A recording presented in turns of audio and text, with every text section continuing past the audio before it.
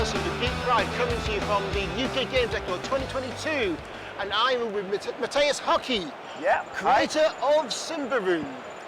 One of the creators of Symbaroum, yes. But I have the great pleasure of being the brand manager and the editor-in-chief, you can say, and I'm responsible for the setting and adventures and such. Yeah, Symbaroum was very different to other role-playing games out there. I mean, it was a very dark, grim, grounded setting compared to other typical high fantasy. Oh yeah, you can say that. Yeah, I mean, when did the idea for Symbaroum come to the head? What was kind of the catalyst? Oh, I've been at it making games since, the last millennium, before the shift to the late 1900s. So, and we've always had the design idea that we want to create the games we like to play. So much of the elements that you will find in Symbaroum, in the Symbaroum setting, are stuff that we developed while playing fantasy games. Yeah.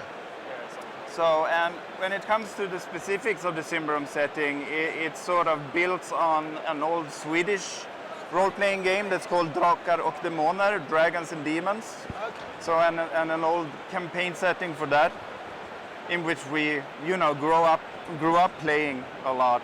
And it's always hard to pinpoint exactly sources of inspiration. So, but if I had to highlight one of them in particular, it would probably be Drakar och Demoner, the Swedish classic role-playing game. Yeah, because there's a feel like there's a lot of kind of Swedish folklore embedded within the game. So that tonally. Not necessarily Swedish, but Germanic, Northern Europe. Yeah, that's definitely so. Yeah, I mean, also one thing I really like the game is the themes are kind of baked into the mechanics. Oh yeah, that's something that we really strive for, and in this case pride ourselves with. Yeah. That I think we hit a really nice. We found a really nice way to tie the setting and the mechanics together in the corruption mechanics mainly. Exactly. So that's what insanity is for Call of Cthulhu, or that piece of mechanic that really anchors the dice rolls and the challenges in the specific game setting. Yeah, I mean, I think in many ways, the mechanics of the game can only be really used as Symbaroum, and that's telling in that it's the first 100 pages of the book is purely setting information. Oh yeah, that is also. I know there are people who like to read the Symbaroum core book from the back because they are so used to starting with the mechanics and such. Yeah. But to us, as a team of designers, the setting has always come first. When it comes to role-playing games, as opposed to board games or whatnot, the rules are really there to put the story into motion. Yeah. The rules are catering to the story rather than the other way around. So it felt really important for us to lead with the setting. Yeah. Yeah, and then I remember one of the big things is that you've got the multi-part campaign series. Oh yeah. Thrones of Thrones. I mean, that's 7 volumes. It's going to be 6 books. I'm currently writing the final one. I'm about 90% through. Oh, well, I mean, that is an epic. I mean. Oh yeah. At what point did you kind of realise what you're going to? Go on. This is a very good question, and I ask it myself quite often, especially now that I'm nearing the finish line.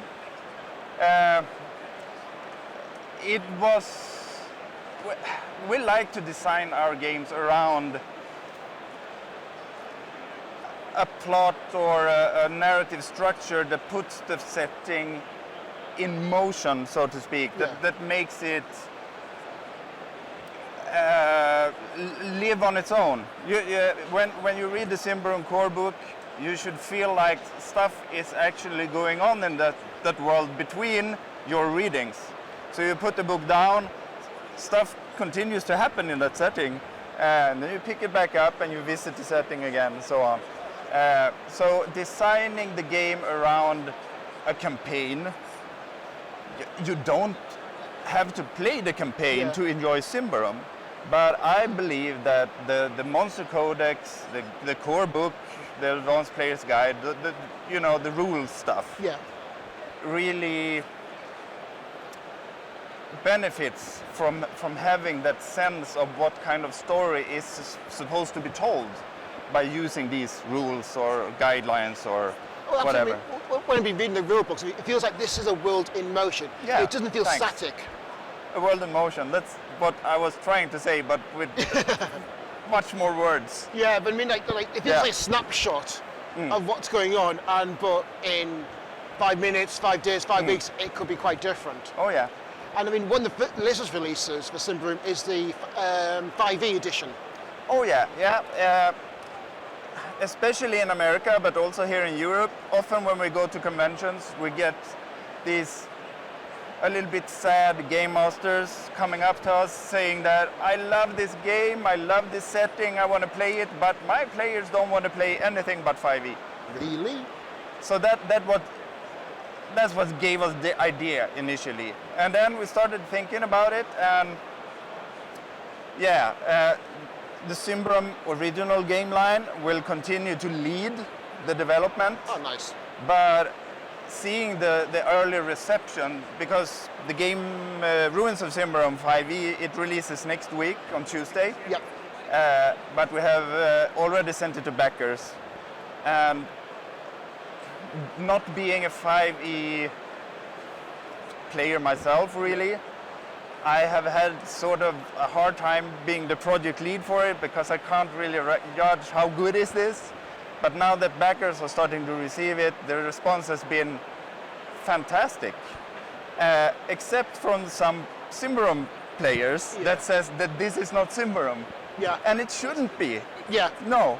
Why? Because it's supposed to cater to a different kind of taste when it comes to... It is still much more gritty and deadly and dark and lore heavy than your typical 5e game, I would say. Yeah. But it's far from being what Symbaroum is. Absolutely, yeah. And so, like you said, you're nearly finishing 6th volume of Throne of Thorns. What's next? Where do you go from What's here? next? Some R&R, I would say. Some well-earned R&R. Very true. No, we have actually quite a lot on the stove, simmering at the moment. Can you say it? I can say a little bit. We will keep on releasing. We quite like these hardback books. Yeah. Meaty ones with a little bit of lore and a little bit of adventure and a little bit of setting that makes it possible for the game master to, homebrew scenarios or whatnot, even campaigns. So you will see 1 to 2 of these in the years to come. Yeah. Focusing on different parts of the setting that are still to be, developed and examined in detail. And the first one will probably be set in the town of Agrella, which is, the high seat of the Ordo Magica. It's the high seat of Archduchess Esmeralda. For some of you, this doesn't mean anything. I know that, but Read the Symbaroum rule book. It'll tell you everything. those of you who play Symbaroum, you know. Yeah. But more than that, I cannot reveal at the moment. Okay. It's a lot of hush hush. Okay. And also today, being a part of Free League, Yeah.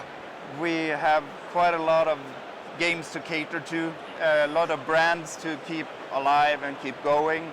And we are super fond of them all, so we have to share the love. Yeah. A little bit for Symbaroum, some for Coriolis and Tales from the Loop and Alien and so on. So Yeah, I mean, one of the things with the Free League games is that they are beautiful. They are really Thanks. beautiful to look at. yeah, we are blessed, I would say, by having very good in-house artists that are also actually co-owners. Yeah. So they can't run away do other stuff for someone else. We have really good professional layout artists as well. So yeah, being a writer and game designer for Free League is it's a luxury. Yeah. Having so good co-workers. I mean, also the art is kind of very distinctive for each book. It doesn't feel like, it's this artist doing something else. No, Oh, yeah. it's completely distinctive art style. that's key to the game. And Oh, yeah. absolutely fantastic games. Well, Mattias, thank you very much for your time. It's been Thank a pleasure you. speaking to you. Yeah. Take care, everyone, and see you next time.